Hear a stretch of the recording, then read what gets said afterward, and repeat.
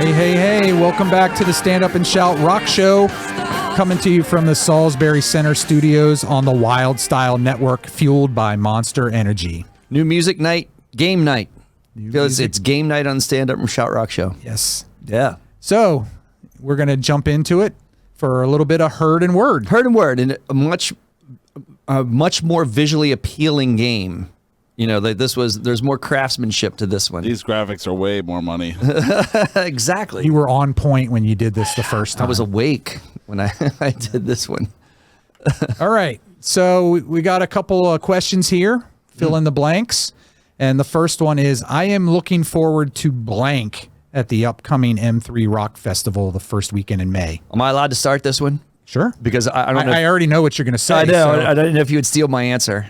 I might have, but I knew what you're going to say, so I have a better answer. It's all about new music. So and kind of keeping the theme of everything we've been talking about, new extreme. Like my word is extreme. I cannot wait. I saw Extreme at M3, I believe it was 6 years ago, and it was just an amazing live show, and it put great energy into that event.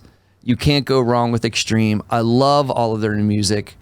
Our boy Ray would not call me up and rage about me about the new Extreme songs. They're fantastic. They're good driving rock songs. And of course, you just saw Nuno, as a part of Rihanna's show in the Super Bowl. They're still like fit and they're still aggressive and lean and mean and maybe have that hunger and ready to go. So I'm all about Extreme at the M3 Rock Festival. Never had that anger though. No, but the energy. Yeah. They have the energy for sure. And they're one of the few acts on the bill that are still, I think, all of the original members of the band. Yes, that's true. So that's another good point. Extreme all the way. Extreme, that's an easy word for me. So I'm looking forward to that as well. It's not my actual answer, but when we went last year, they were supposed to play. Yeah. And at the last minute, they canceled because someone COVID, right? Someone got COVID.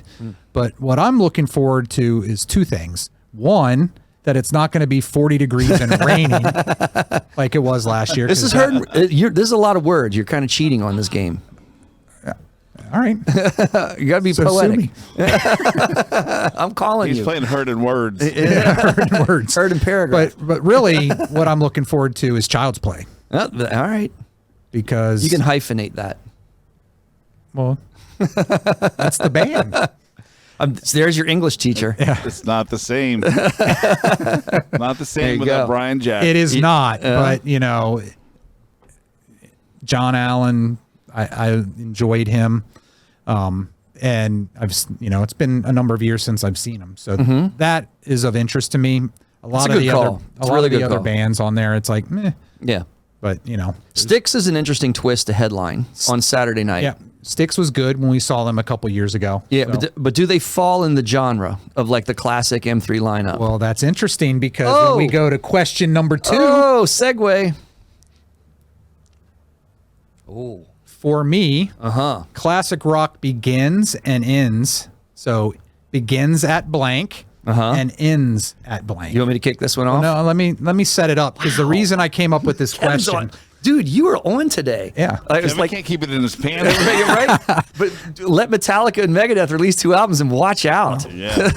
The reason I thought this would be a great question for us to chat about is, for those that don't know, I've been very heavy into Peloton. Yeah. And for me, the Peloton workouts are all about the music. I had no idea that you are working a Peloton bend into this. I'm trying. I already tried to go to them direct to get a sponsorship deal. So maybe this is the way we can go. I can't keep up. Peloton, I cannot keep up.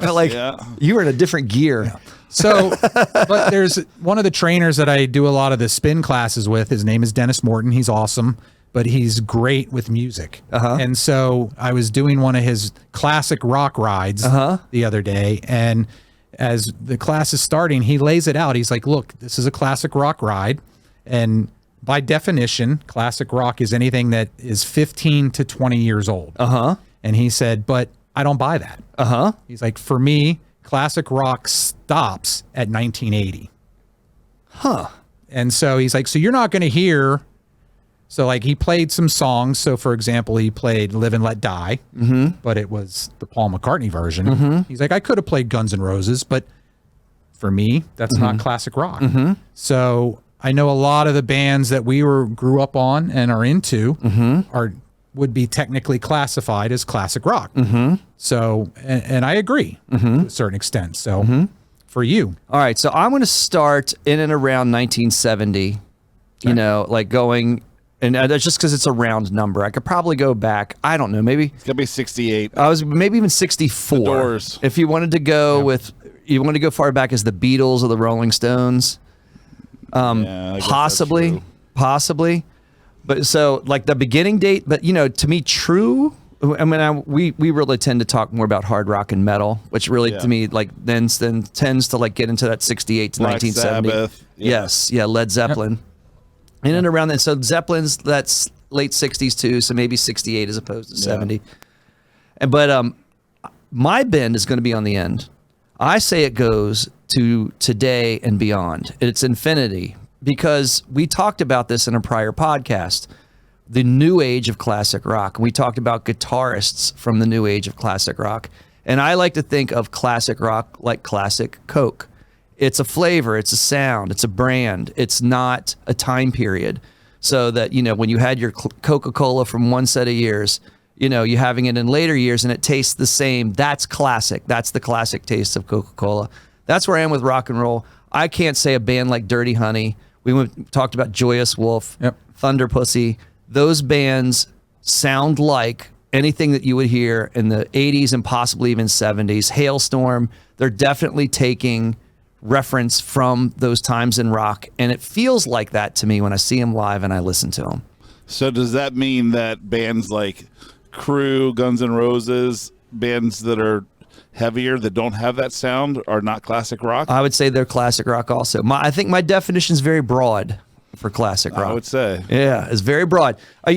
Obviously, we subgenre that, you know, like, so it's hard for me for Guns N' Roses to call them glam metal as an example. Sure. But you could call a band like, say, Poison and Warrant glam metal, very obviously. Motley Crue, probably. Van Halen, maybe not, maybe. You know, so like it's hard to get and dive into those subgenres, but either way, it's a classic melodic rock sound. And I could see like a band like, I'm going to pick on Dirty Honey because it's one of our favorite newer bands, sounding and in that time period, being a part of that time period and fitting in that time period and being just as popular as all the rest of the bands of that time period. What do you think, Lou? I don't know. I don't really consider, when I think about classic rock, I think about Zeppelin and that sound, that 70s rock sound, kind of raw and melodic.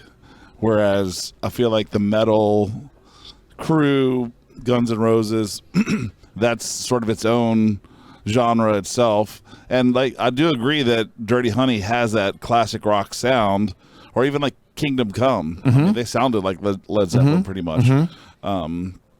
So I think it really depends. If you're going by the local classic station, it's everything from the Beatles to Eminem, I think. But I feel like a classic rock for me is that little bit older, raw, rough rock and roll sound, like Zeppelin or Leonard Skinner or any of those guys. So I would agree with you too. And for me, I almost think it ends at 1980. And I get it. I know that that's a sound. But for me, it's much like when we were discussing what we wanted to call this podcast. For me, that it's all of that 80 and on, I would just prefer to call rock. Yeah, exactly. Whether, you know, it's metal, thrash, you know, just straight ahead rock. Yep. And so, and, you know, obviously we're all products of growing up in the 80s. So for me, I don't necessarily, I'm trying to avoid getting old. Yeah. So aging babes, you know, calling, you know, Guns N' Roses, Motley Crue, Def Leppard, classic rock, it just doesn't sit well with me from that standpoint. Whereas, you know, the Doors, Led Zeppelin, you know, the Stones, that was a little before my time. Yeah. And so to me, that's classic rock. And so 1980, I think, is that cutoff point for me. So did that happen on the Peloton? He cut off at 80? I can't remember. Yeah. So that was like a hard... He played one song from ZZ Top. I forget which ZZ Top song. I was gonna say because that could have been. He admitted he's like, you guys are gonna be busting my chops because this song was actually released in '82. Right. So by my definition, it's not classic rock. Right. But right. I'm playing it anyway. Gotcha. That's basically what he said. But Gotcha. but yeah, and there were 2 or 3 songs that. Give Me All Your Lovin'? No. Oh. No, there were 2 or 3 songs that he played, but he played the original versions of them. And in some cases, I think, there was newer versions by other rock bands, and in some cases probably a bit more popular. So like I mentioned, he said he played Live and Let Die. He's like, I could have played the Guns N' Roses version, but that would not have been classic rock by definition. Wow. All right. So he has a very fixed definition of classic rock. he does. Yeah. And, I think that, and there are some things that straddle like AC/DC because Back in Black was 1980 release. So that would be the end of that cutoff, which sort of obviously coincides with Brian Johnson joining the band, but also puts AC/DC with Bon Scott as classic rock. Sure. So Drawing inspiration from a Peloton. I'm telling you, man. Try to do it. Right. Metallica needs to release more albums. Yeah. Or Megadeth. Right? All right. So our last heard and word, the news that Ronnie Younkins from Kix has been sober for more than 2 years is blank. And so he was recently on another podcast that was on YouTube this week, and Blabbermouth released this article announcing that he's been sober for 2 years and 45 days. Yes. So blank. Yeah. So you could take 2 spins on this. You could take a selfish fan approach to your word, when I was kind of thinking about this, or you could take, like, of course, the caring version, which is much more important because this is obviously a significant health issue for Ronnie Younkins. So just like Jimmy Chalfant and as Kix are going through, and seems like you're experiencing some recent health issues, we want the best for that band, not only because we love their music, just because we love them so much. Yep.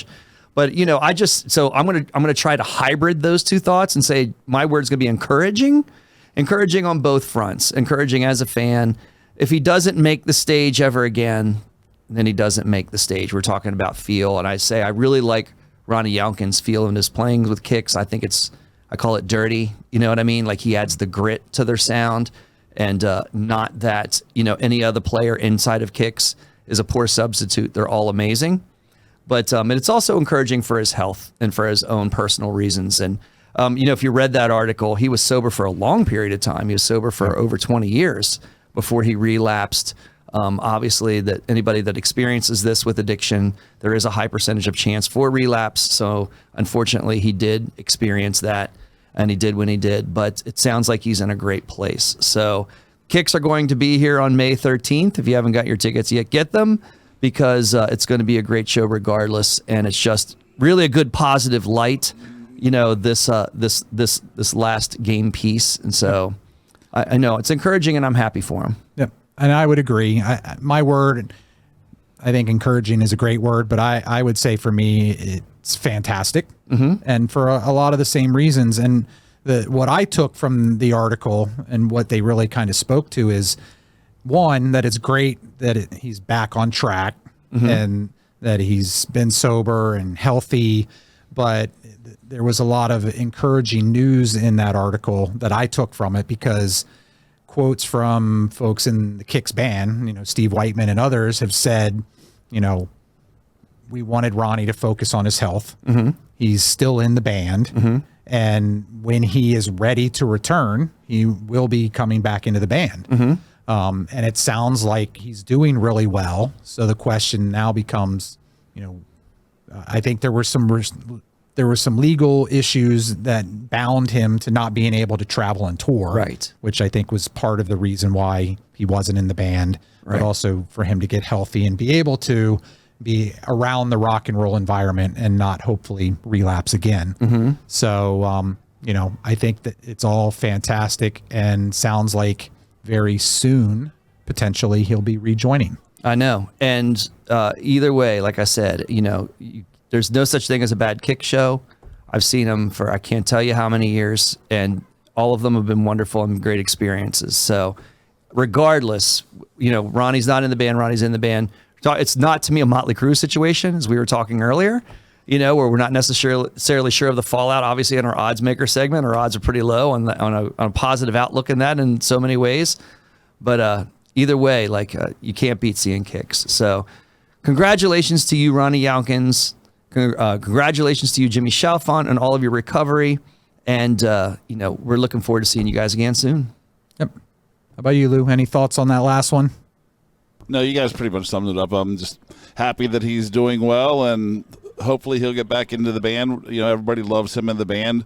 They are great, even without him. Mm-hmm. But the amazing thing is I've sort of introduced my brothers and some of their friends to Kix over the last several years. They've been coming out and they're just amazed at how good they are. They are punk rock guys too. I'll throw that that's their roots. They are punk rock kids. Yeah. Back in the day. DC and punk, skater punk. Yeah. And they always hated this kind of music growing up when we were kids, but they saw them live and they were just amazed at how good they were, how entertaining they were. Yep.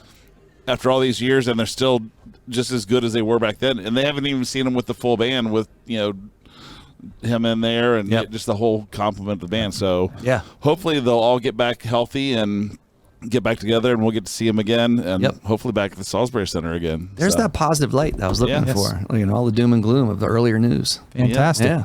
Well, it's been a great show, and I know we've got some big events coming up here at the Salisbury Center. Woo-hoo! So tomorrow night, April the 16th, is a spotlight on hardcore. Mm-hmm. And the Glowing Embers are one of the bands that are performing tomorrow, or on April the 16th, tomorrow night. Mm-hmm. And then on May the 5th is the spotlight on Friday nights with a metal night that's coming up.